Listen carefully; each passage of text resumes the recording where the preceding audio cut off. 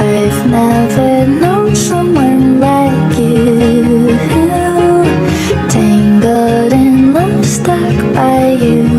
Found a clue. Don't forget to give. Assalamualaikum warahmatullahi wabarakatuh.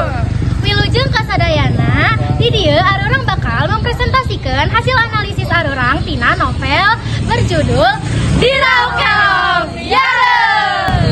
Tepangkeun nami abdi Intan Aulia Zahra, Siti Fatimah, Devia Tasira Madani, Ira Rosita Anjani, Cijen Rosida, Amelia Ramadhani. nu kahiji aya jejer bakal disebutkan ku Amelia Ramadhani. Jejer atau tema nyaeta pokok pikiran atau inti dasar dina hiji carita.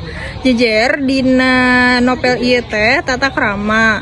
Novel ieu teh nyaritakeun kahirupan sapopoe si Udin anu boga sikap mandiri, jeung hormat ka jalmi di sakitarna.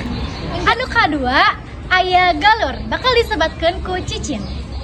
Galur nyaeta runtuyan kajadian dina hiji carita anu disusun ku sabab akibat. Jenis-jenis galur aya 3 kahiji galur maju progresif.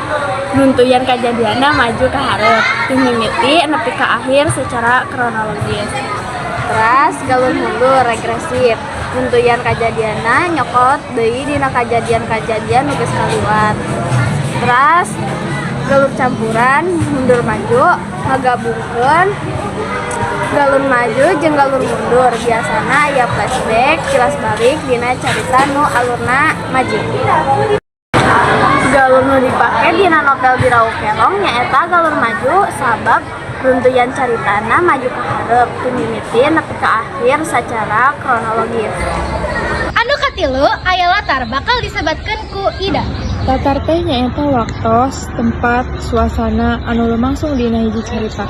Latar bisa mengaruhan jalan carita, watek, tokoh, jeung konflik anu aya. Latar teh nyaeta kabagi 3. Anu kahiji latar tempat. Nunjukkeun tempat kajadian dina carita. Anu kadua latar waktos. Nunjukkeun waktu kajadian dina carita. Bisa jadi tahun, bulan, poe, atawa jam. Anu katilu latar suasana. Nunjukkeun suasana atawa kaayaan psikologis anu karesa dina hiji carita. Latar dina novel Dirau Kelong tempatna di dapur, pipit leuit, tantian, Tegal, di tengah imah oji, ibu kota, di kebon, Cisalak, musola, jeung di handap tangkalan. Suasanana nyaeta tegang, atoh, sieun, jeung kesel.